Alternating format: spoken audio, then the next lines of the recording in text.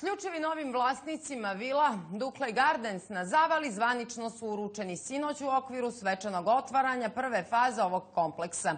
Dukle kompleks u ovoj sezoni bilježi rast prodaje, a samo u junu prodata su 4 luksuzna apartmana.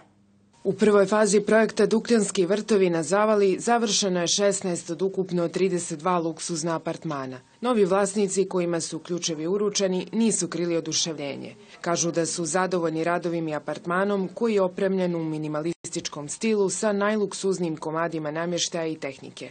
Mi smo već rezervisali karte na 1. august iz Moskve, doći će cijela naša porodica, doći će unuci, doći će djeca i počet ćemo već od 1. augusta da živimo ovdje. Ova porodica je među onim kupcima koji su još godinama unazad apartmane kupili kod bivšeg investitora Dukljanskih vrtova, koji je nakon uzimanja novca zamrznuo projekat i gradnju. Ipak, sreća je bila na strani kupaca, pa su ubrzo nakon ovog gradnju nastavila 3 investitora, među kojima je i Igor Peljuhno.